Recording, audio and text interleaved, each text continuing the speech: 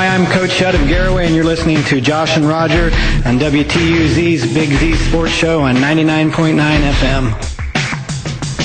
Welcome back to the show, folks, and I want to remind you that this segment here will be brought to you by Legacy Quality Custom Homes, Ohio's builder of homes. From custom-built homes to remodeling your existing home, Legacy Homes is your builder of choice. Go to LegacyQCHomes.com. Roger and Josh here sitting with you, and at this time here we are extremely pleased to welcome to the Big Z Sports Show Mr. Dan Coughlin. And Dan, are you there, sir?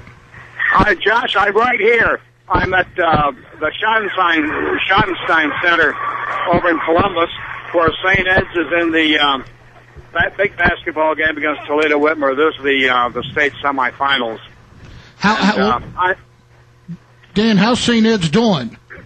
Well, they got off to the worst start I've ever seen. In the first quarter, they fell behind by 20.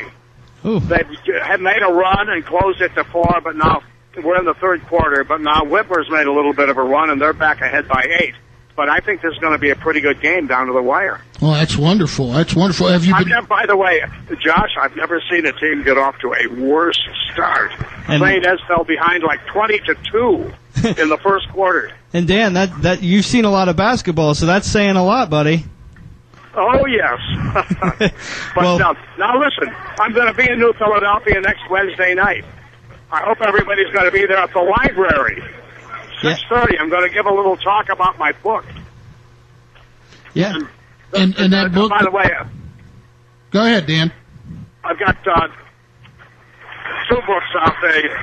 Crazy with the Papers to Prove It came out a little more than a year ago, and it was a neighborhood bestseller up here in Cleveland.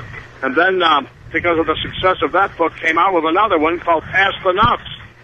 And that also was a good seller. So, anyway, folks in New Philadelphia who've followed Cleveland sports over the years, why, they'll recognize so many of these strange characters in my books. It's going to be almost like reading hometown stories about these guys.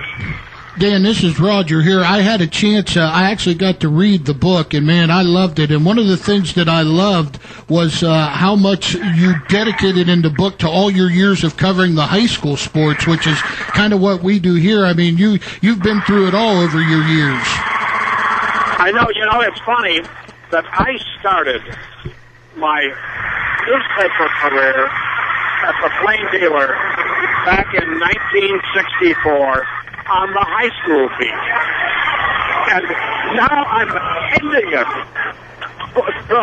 like 25 years later, doing the same thing on the high school beat.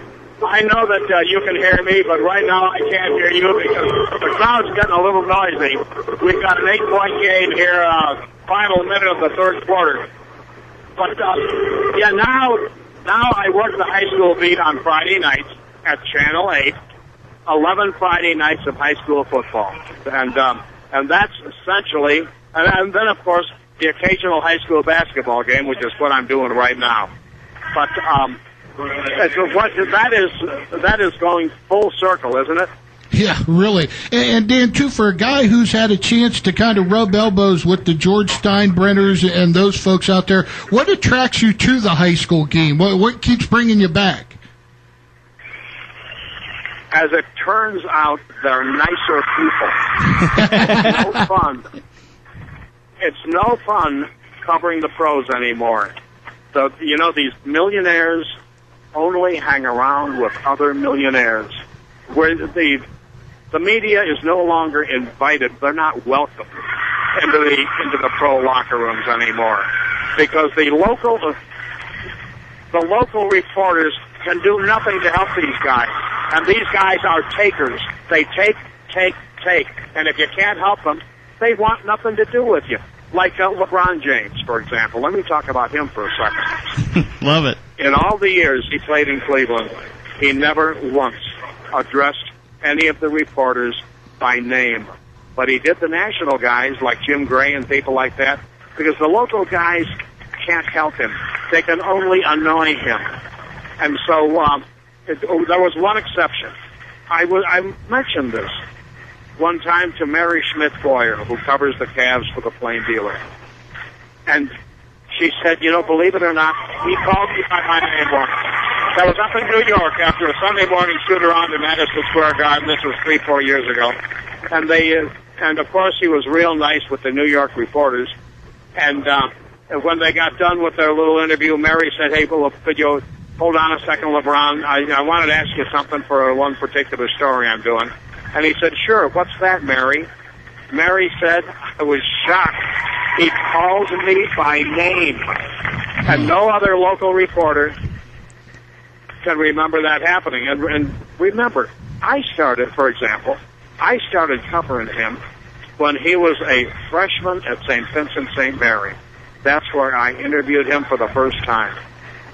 10 years later, he was still giving me a blank stare.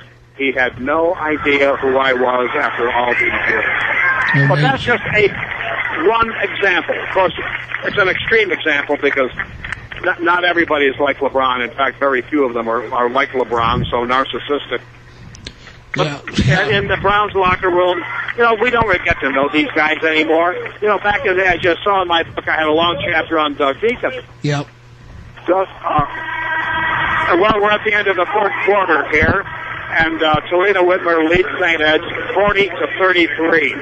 Here in the end of the third now in the state semifinals. But okay, back to Doug Deacon. I had a long chapter about Doug and crazy with the papers to prove it. I got to know Doug and so many of the other guys when I was covering the Browns. Today, that would never happen. You don't get to know those guys because they don't want to be known. And in fact, today, these guys are just passing through. Yep, they don't intend to stick around Cleveland. They're just going to be here for their 2 or 3 years, and then they'll move on. Of course, that's pretty much the nature of the NFL anymore. It's the nature of pro sports. Right. The Indians players come and go, and we really don't get to know them anymore. Why I had wonderful times when I was traveling with the Indians for the Plain Dealer back in the late 70s, and we got along well with the players. A utility infielder back then made as much as the newspaper reporter who was covering. Not anymore. Now listen, I'm doing a monologue here, and I realize that. No, because you can hear me, but I can't hear you right now. All the noise going on down here. No, good problem to have, Dan. We appreciate it. Here, we've got a break in the action. You guys talk. Okay, Dan, and I do want to cut you loose because I know you are a big St. Ed's fan, but one thing I do want you to touch, I was telling the guys around here the story after reading the book. You've got to talk about Ken Carpenter and Rowdy K. Maybe one of the funniest things I ever read. Oh, no. Okay, that's Pass the Nuts. You read Pass the Nuts. Yeah. Okay, gee, how can I... okay. I was president of the press club back then. And I was approached by Tony Grossi and Ken Carpenter and a couple other guys. They wanted to buy a racehorse, but they all were working for young reporters at the Plain Dealer, and they didn't have enough money. And so I thought it would be a good investment for the press club to pay our bar bills, because the horse had been winning. The horse had won like 4 or 5 races in a row out of Northfield. He was trotter or pacer. And so we had a drag-out meeting one night at the press club board, and I finally persuaded them to buy half of this racehorse. And so, we got this racehorse, and we switched him to an honest trainer, and the horse didn't win again. After a couple of months, instead of this horse generating the income to pay the bar bills for our board meetings, it was now draining the last few dollars we had. We had to hold a membership drive to pay this horse's food bill. And by the way, at various press club functions now, it is still brought up. The famous case of Rowdy K. Hey, Dan, we want to thank you. We are talking to Dan Coughlin, author of Pass the Nuts, and, of course, you can see him on Fox 8 Cleveland there. Dan, we thank you, sir, and we'll let you enjoy St. Ed's. Hopefully they come back for you, Thank sir. you, Dan. Well, we cut it to 5, by the way, guys.